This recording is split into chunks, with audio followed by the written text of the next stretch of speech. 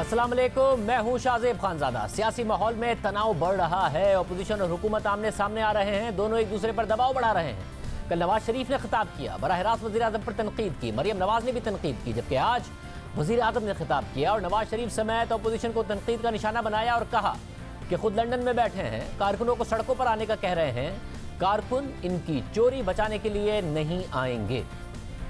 लोग निकलते हैं किसी मकसद के लिए, किसी नजरिए के लिए निकलते हैं। लोग निकलते हैं जुल्म का मुकाबला करने के लिए।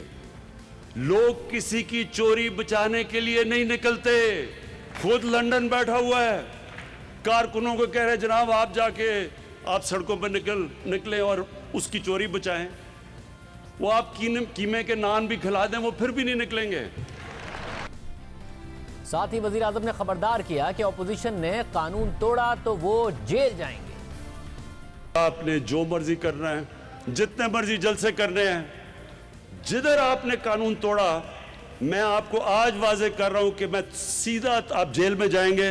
और वो जेल में नहीं, अब वीआईपी जेल में नहीं जाएंगे, अब जाएंगे जिधर आम बेचारा गरीब आदमी, गरीब जिधर मुजरिम जाता है। अपोजिशन कह रही है, नून लीग कह रही है कि उन्हें फौज की सियासत में मुदाखलत से मसला है, मगर वजीर आजम ने कोई और वजह बताई। वो वजह हम आपको दिखाएंगे और उस पर सवाल भी करेंगे। हमारे साथ साबिक वजीर आजम शाहिद खान अब्बासी साहब मौजूद हैं। अब्बासी साहब बहुत शुक्रिया। अब्बासी साहब, आपका जो बयानिया है उसका एक काउंटर बयानिया दिया आज वजीर आजम ने, मैं जरा आपको भी दिखा दूं, अवाम को भी, फिर मैं आपके आगे सवाल रखता हूँ। पाकिस्तानी फौज के ऊपर ये जो उंगलियां उठा रहे हैं, मैं इनसे सवाल पूछता हूं कि मुझे क्यों नहीं कोई प्रॉब्लम, मुझे कोई पाकिस्तानी फौज से क्यों प्रॉब्लम नहीं है? क्यों हर जगह पाकिस्तान की फौज खड़ी है, पाकिस्तानी गवर्नमेंट के साथ, हर एजेंडा के साथ खड़ी है, हमें क्यों नहीं प्रॉब्लम? कौन सा मेरा मंशूर है जिसके पीछे हमारी फौज ने मदद नहीं की? इशू ये है कि अगर आज इमरान खान पैसा बनाना शुरू कर दे और अगर मैं यहां से पैसा चोरी कर करके बाहर मनी लॉन्ड्रिंग शुरू कर दूं, तो सबसे पहले हमारी आईएसआई को पता चलेगा। मुझे इसलिए नहीं प्रॉब्लम क्योंकि आईएसआई को पता है कि इमरान खान कैसी जिंदगी गुजार रहा है। इनको क्यों प्रॉब्लम है? क्योंकि बाकी सारे इदारों को तो ये कंट्रोल करके बैठ जाते हैं। जिनका काम चेक और बैलेंस करना है वो सारे इदारे कंट्रोल कर लेते हैं। एक इदारा रह जाता है, अब उनको पता है कि पाकिस्तान आईएसआई को सारी इनकी चोरी का पता है, अब उसको कंट्रोल करने की कोशिश होती है और उधर लड़ाई होती है। इसलिए तो नवाज शरीफ की हर आर्मी चीफ से लड़ाई हो जाती है, क्योंकि वो उसको पंजाब पुलिस बनाना चाहता है। भाई साहब, ये वजह वजीर आजम ने बताई है कि आईएसआई को चोरी का पता होता है इनकी, इसलिए इनकी लड़ाई होती है। मेरी से लड़ाई नहीं हो रही, मेरे साथ फौज खड़ी है क्योंकि मैं करप्ट नहीं हूं, उनको सब पता है।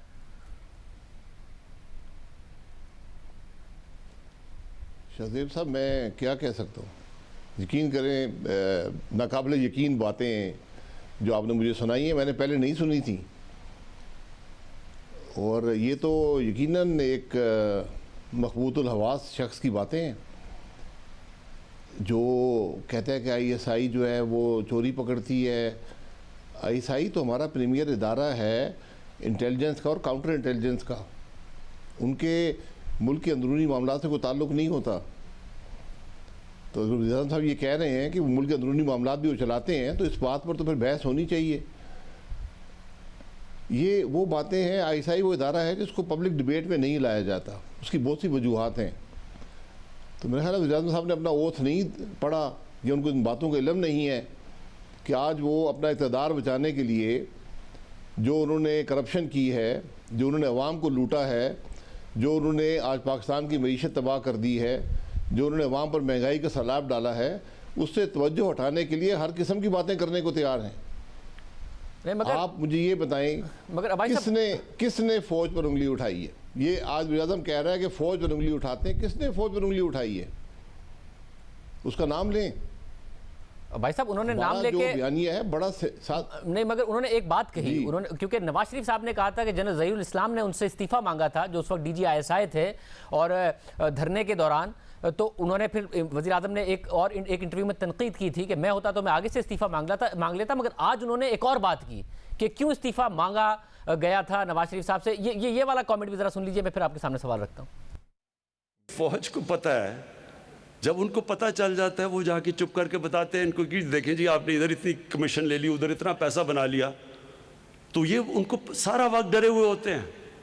تو جب نواز شریف نے کہا نا کہ جی وہ مجھے ایک ISI کے جنرل ظہیر الاسلام نے کہا کہ استعفیٰ دو، کیوں اس نے کہا اور تم نے کیوں چپ کر کے سن لیا؟ کیونکہ ظہیر الاسلام کو پتا تھا تم نے کتنا پیسہ چوری کیا ہوا ہے۔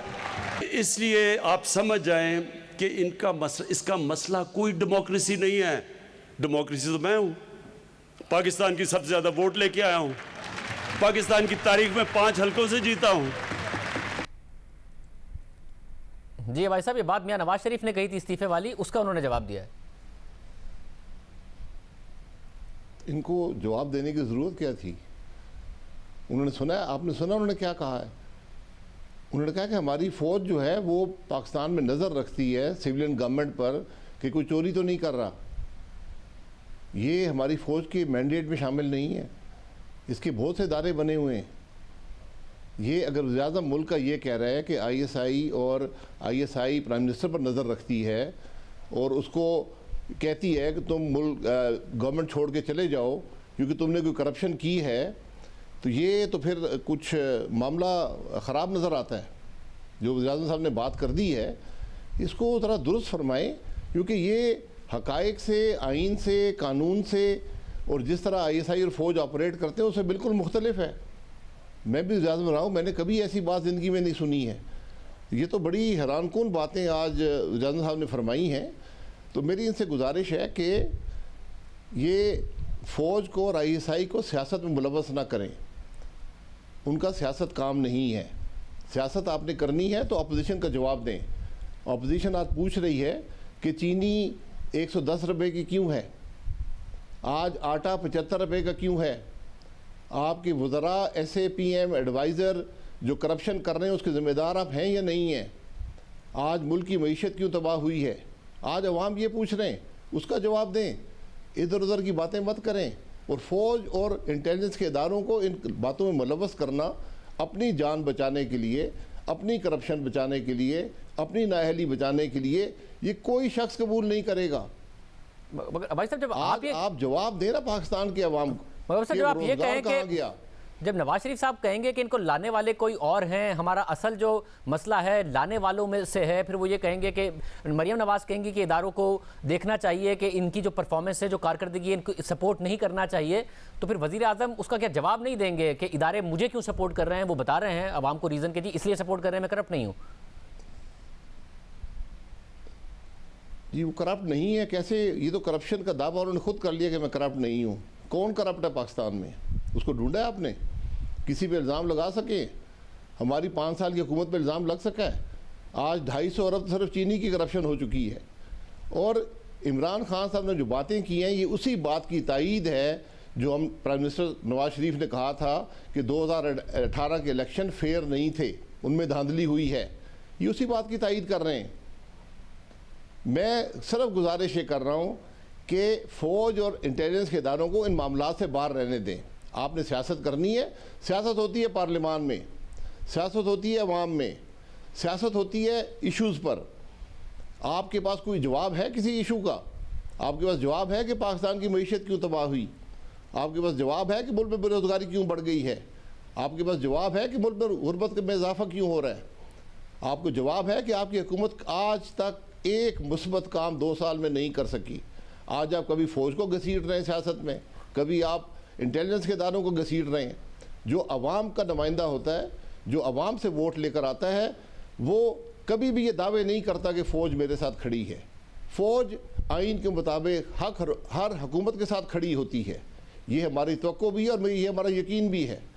جو پرائم منسٹر یہ کہے کہ فوج میرے ساتھ کھڑی ہے اور ISI کے ادارے نظر رکھتے ہیں سول حکومت پر کہ وہ کوئی خرابی نہ کرے، تو یہ تو بالکل قابل قبول بات نہیں ہے اور یہ حقیقت کے بالکل اس کے برعکس ہے۔ مگر بڑی حیران کن باتیں آپ جواب صاحب نے کی ہیں۔ میرا گزارش ہوگی کہ ان کا دماغی معائنہ کرائیں، ان کا دماغی معائنہ کرائیں، پتہ چلے کہ ان کی دماغی کیفیت کیا ہے، کیونکہ یہ تو ملک کو کہیں اور لے کر جا رہے ہیں۔ آئین یہ کہتا ہے کہ حکومت اور انٹیلیجنس کے ادارے حکومت کے اندر ملوث نہیں ہوتے، ان کو نہیں ہونا چاہیے۔ آج وزیر اعظم اس بات کو کنفرم کر رہے ہیں کہ فوج اور انٹیلیجنس کے ادارے حکومت ملوث ہیں۔ تو وزیر اعظم جو کہہ رہے ہیں وہ برعکس بات کر رہے ہیں، آئین کے برعکس بات کر رہے ہیں، حقیقت کے برعکس بات نہیں کر رہے ہیں، آپ یہ کہہ رہے ہیں۔ دیکھیں حقیقت جو ہے، میں آئینی حقیقت کی بات کر رہا ہوں۔ آئینی حقیقت یہ ہے جو ہم سب جانتے ہیں کہ ہر ادارے کا اپنا ایک رول ہے، اور ہم بھی یہی کہہ رہے ہیں کہ ہر ادارہ اپنے رول کے اندر، اپنے دائرے کے اندر رہ کر ملک کے لیے کام کرے۔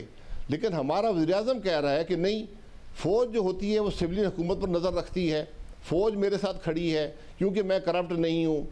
کس نے آپ کو نان کرپشن کا سرٹیفکیٹ دیا ہے؟ اس شخص کا نام بتائیں، آپ جواب دیں نا۔ آپ ٹیکس آپ دیتے نہیں ہیں، آپ کی آمدن کہاں سے آ گئی ہے؟ آپ اخراجات کیسے پورے کرتے ہیں؟ جواب ہے ان کے پاس؟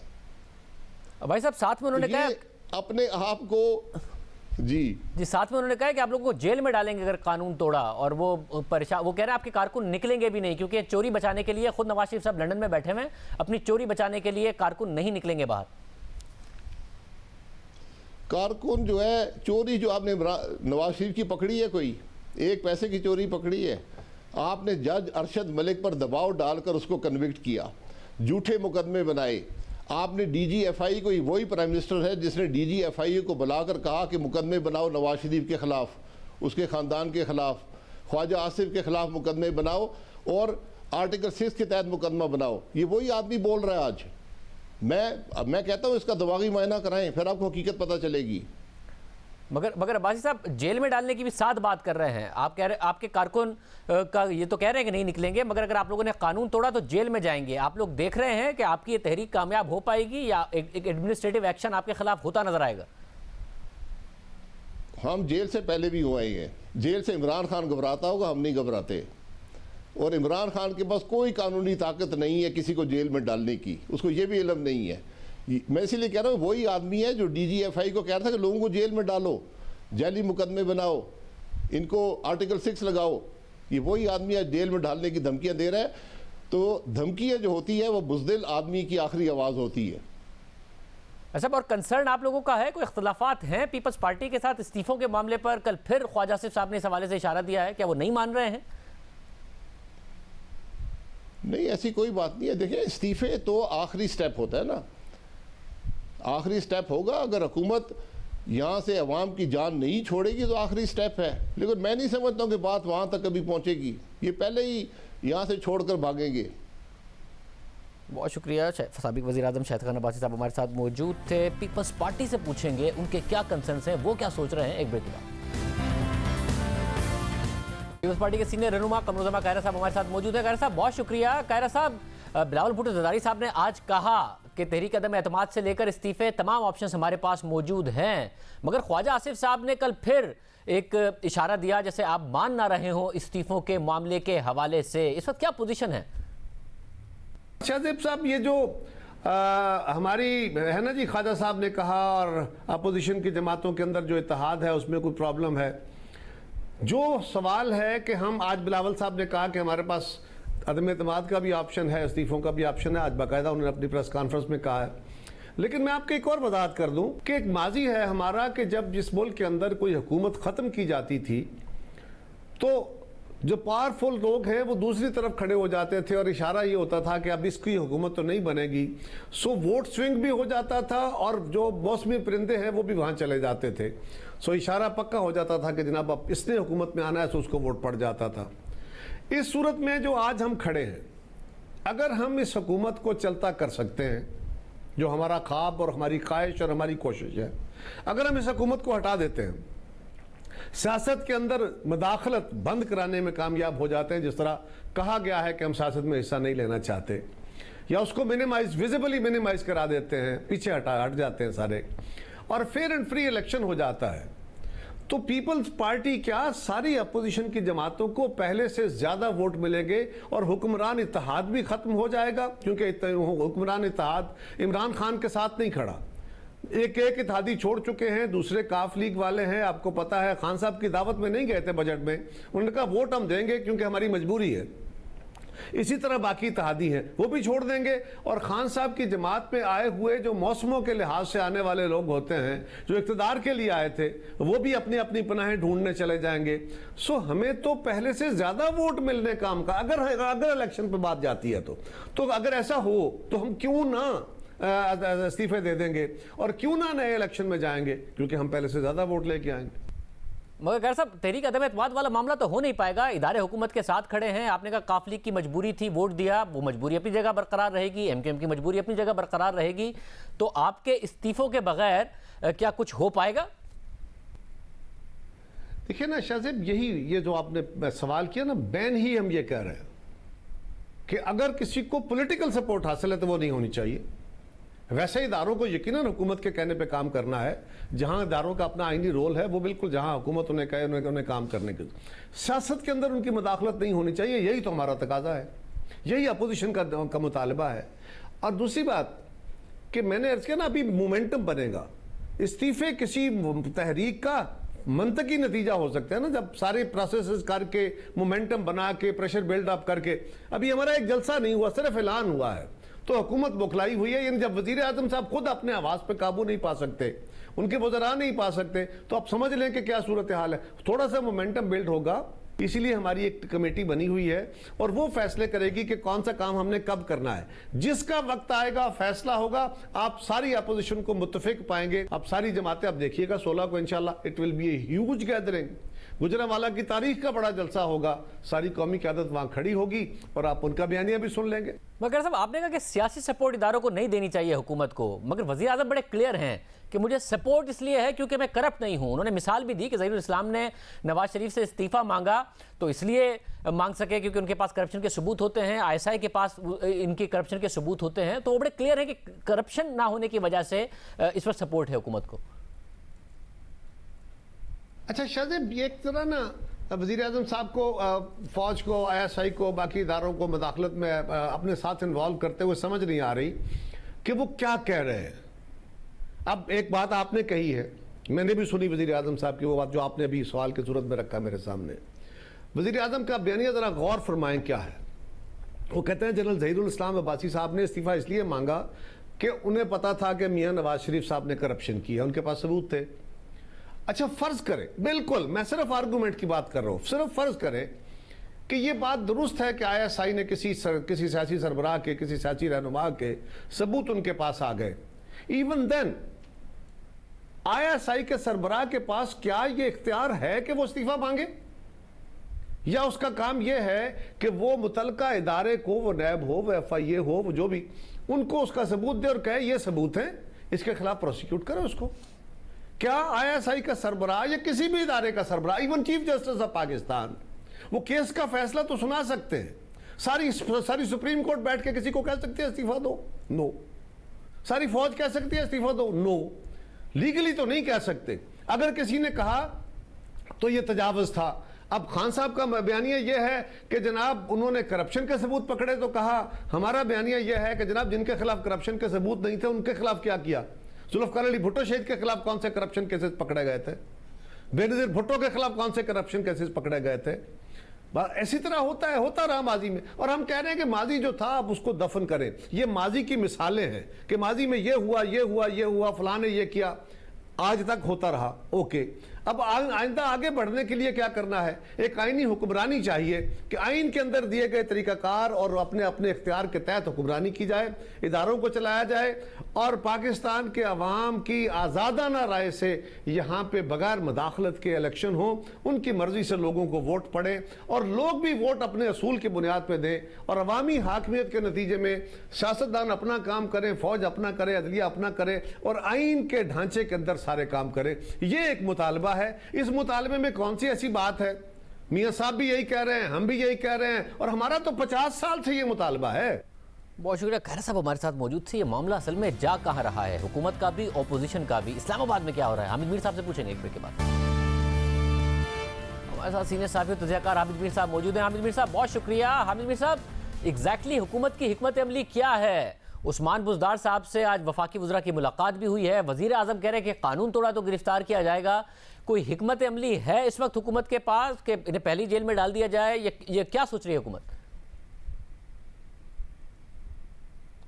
شاذب خانزادہ صاحب دیکھیے, حکومت جو ہے وہ 2 سال سے آپ دیکھ رہے ہیں وہ کہتی کچھ ہے کرتی کچھ ہے, اور آج وزراء کا لاہور میں جا کے وزیر اعلیٰ پنجاب سے ملاقات کرنا, اور آج ہی کے دن وزیر اعظم پاکستان کی طرف سے ایک پوری تقریر جو ہے وہ اپوزیشن کے خلاف کرنا، تو اس سے آپ کو یہی نظر آ رہا ہے کہ حکومت جو ہے وہ کافی کنسرنڈ ہے. بھلے وہ یہ کہہ رہے ہیں جی کہ ہمیں کوئی پرواہ نہیں ہے، اپوزیشن جتنے مرضی جلسے کر لے. وہ یہ بھی کہتے ہیں کہ جی آپ جب اسلام آباد آئیں گے دھرنا دیں گے ہم آپ کو کنٹینر بھی دیں گے، لیکن ایسی بات ہے نہیں ہے، لگتا نہیں ہے. کیونکہ جو لاہور میں ایک بغاوت کا مقدمہ درج ہوا اس کو لاہور پولیس نے اون کر لیا اور فیڈرل گورنمنٹ اور پروونشل گورنمنٹ جو ہے وہ اس کو ڈس اون کر رہی ہے. تو یہ جو پچھلے 8-10 دن ہیں اس میں حکومت کے اندر کے بہت سے تضادات جو ہیں وہ سامنے آئے ہیں. پہلے نواز شریف کی تقریر چلنی چاہیے نہیں چلنی چاہیے، اس پہ بھی حکومت کی پالیسی ایک نہیں تھی، بہت سی کنٹراڈکشن سامنے آئیں. اور پھر جو مسلم لیگ نون کے رہنماؤں کے خلاف جو بغاوت کا مقدمہ درج ہوا اس میں بھی جو انٹرنل کنٹراڈکشنز ہیں، ڈیفرنسز ہیں، وہ کھل کے سامنے آئے ہیں. اور آج جو وزراء نے ملاقات کی ہے وزیر اعلیٰ پنجاب سے اور وزیر اعظم کی تقریر ہے، تو فوکس آپ دیکھ لیں تو ابھی اپوزیشن جو ہے اس کے جلسے شروع نہیں ہوئے ہیں اور حکومت نے اس کو پریمپٹ کرنے کی کوشش شروع کر دی ہے. اور آپ دیکھیں گے کہ آنے والے دنوں میں وزیر اعظم صاحب اس طرح کی کچھ مزید تقاریر بھی کرنے والے ہیں اور ان کے لیے ایونٹس کو ترتیب دیا جا رہا ہے کہ 16 سے پہلے وہ 1-2 ایسی مزید تقاریر بھی کریں گے. تو لگتا یہ ہے کہ جب 16 کا جلسہ ہو جائے گا اور اگر یہ 16 کا جلسہ بڑا ہو گیا تو اس کے بعد مجھے لگتا یہ ہے کہ جو اپوزیشن کی کچھ اہم شخصیات ہیں ان کو گرفتار بھی کیا جا سکتا ہے. اور اس سلسلے میں جو مین کردار ہوگا وہ مسلم لیگ نون کا اور جے یو آئی کا ہوگا اور کوشش کی جائے گی کہ پیپلز پارٹی اور مسلم لیگ نون کے درمیان اختلافات پیدا کیے جائیں، جو کہ کوشش کی جا رہی ہے کافی، لیکن وہ ابھی تک کوشش کامیاب نہیں ہوئی ہے. لیکن یہ پاکستان ہے، یہاں کچھ بھی ہو سکتا ہے. ویسے مگر اختلاف کیا صرف استعفوں کی ٹائمنگ کی حد تک ہے؟ خواجہ آصف صاحب ایک اشارہ دیتے ہیں، پھر نون لیگ پیپلز پارٹی یہ بھی کہتے ہیں کہ جی استعفوں کا تو آگے جا کے ڈیسائیڈ ہوگا، یا مسئلہ کچھ اور ہے؟ اور کس حد تک اختلاف ہے اس وقت پاکستان پیپلز پارٹی اور نون لیگ میں؟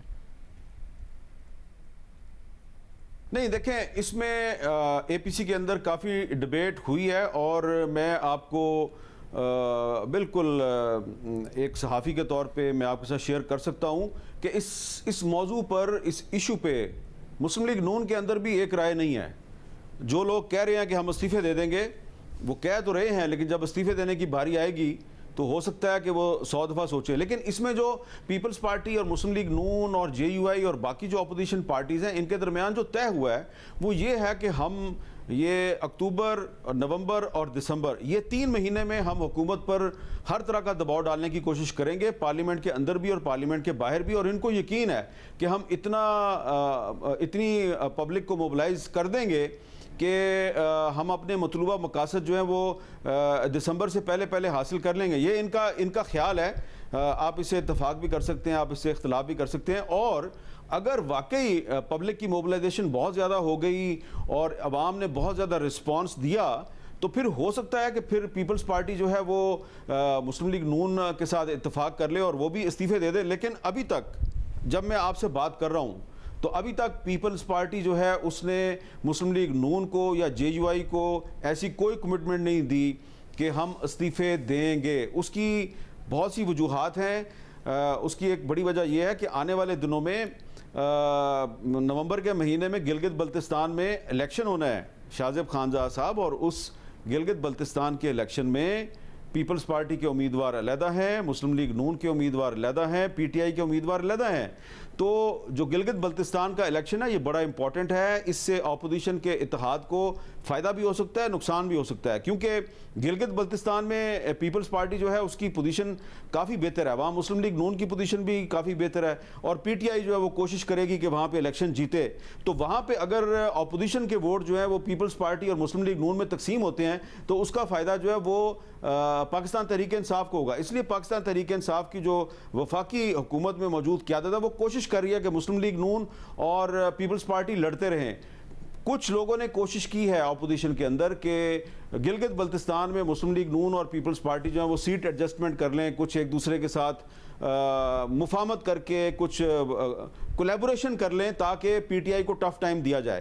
لیکن اگر ایسا نہیں ہوتا تو پھر یہ کیسے پاسبل ہے کہ گلگت بلتستان میں مسلم لیگ نون اور پیپلز پارٹی آمنے سامنے ایک دوسرے کے خلاف الیکشن لڑ رہے ہوں اور پی ڈی ایم کے پلیٹ فارم پہ وہ مل کے کہیں کہ جی ہم استعفے بھی دے دیں گے. تو جو گراؤنڈ ریالٹی ہے وہ کچھ اور ہے، لیکن بلاول صاحب جو کہہ رہے ہیں اور خواجہ آصف صاحب جو کہہ رہے ہیں وہ کچھ اور ہے.